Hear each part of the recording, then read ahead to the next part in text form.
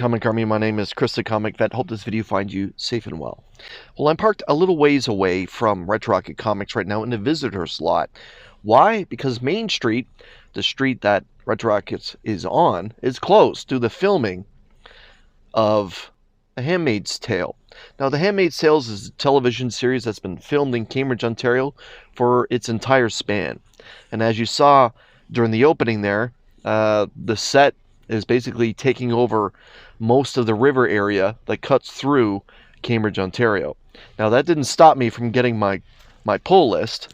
This week, however, is going to be a very interesting week when it comes to I spent how much. Why? Because I actually only picked up 2 new books.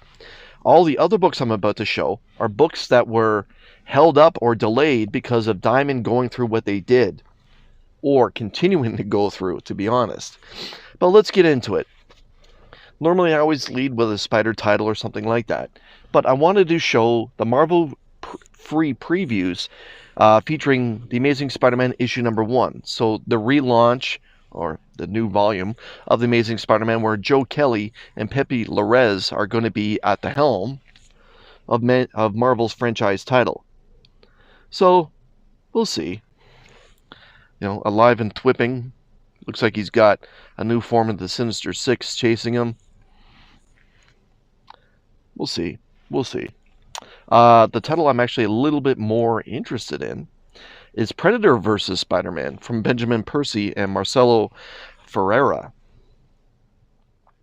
So these Predator vs. titles have been really good, especially the Predator vs. Wolverine.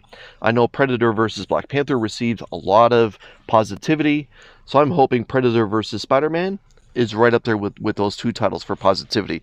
Now let's get into books that I picked up. So the first book I'm going to show is from the world of Something is Killing the Children. This is Book of Cutter. So this is a square bound, and this is a pretty cool cover. You would figure that Werther Dell'Edera, the Something is Killing the Children mainstay artist, would do the cover, but this is actually a Dan Mora cover. Dan Mora, who's probably a little bit more famous for doing DC titles right now, but cool to see this cover here. I have been enjoying these one-shots. I think this might be the last one of the one-shots. We'll see.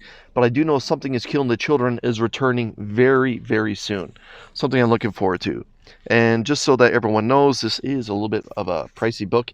It's $9.99 US. Again, it is a square bound. So this was like $15 Canadian, in and around. And just like that, it's time for Cover of the Week. So Cover of the Week belongs to Jenny Frison for Hello Darkness. Now, which issue is this? This is issue 7. Now, I know she's done a couple covers previously for this particular series from Boom Studios, but this one has nudity on the cover. Now, Jenny Frison has done some nude covers before, and I believe she's actually done some prints as well. Again, she's an artist first before a comic book artist. Just remember that. So I'm going to show the cover, but I am going to put my logo over the nudity. And if you're interested in finding out what the cover actually looks like, I'm sure you can just Google it. But Cover of the Week again belongs to Jenny Frison. Why? Because I only really have 2 covers that are 2 books that are new for this week, and I'm not going to pick Cover of the Week for books that have already been released. So Cover of the Week, Hello Darkness, issue 7, Jenny Frison. Very nice cover. Okay. Now, Chris, the owner of Retro Rocket Comics, by the way, my LCS, you'd be doing me a solid if you followed Retro Rocket Comics across all their social media platforms. And also, if you happen to live in Canada and you don't have access to an LCS, just reach out to Chris at www.retrocketcomics.com, and he can set you up with a pull list and have it sent to you as frequently as what you would like. Chris actually brought in DC vs. Vampires World War V issue 6 a little while ago, including the Mark Spears variant cover, and it sold out instantly before I had a chance to pick it up, because normally I just pick up the cover A's and I'm good with DC vs. Vampires. I did ask him if it's possible, can you reach out and see if you can get me a copy of that Mark Spears particular book. Well, the book came in, and here we go.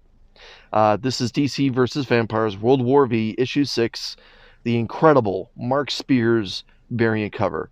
And as you probably know as you're watching this video, Mark Spears is the hottest artist in the game right now. He really is a force to be reckoned with, including his own series, Mark Spears Monsters. Those regular covers and those variant covers with those homages to monsters of the past, they have been terrific. So I'm happy to have this DC versus Vampires Mark Spears variant added to my collection. A book that wasn't delivered on time, but is here now, is House of Slaughter, issue 29, and this too has a real cool cover. Real cool cover. House of Slaughter is drawing to a conclusion.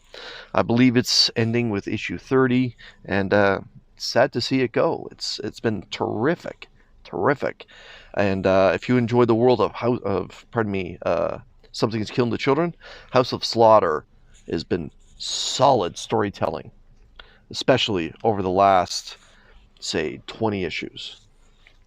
Now let's get into some EC titles.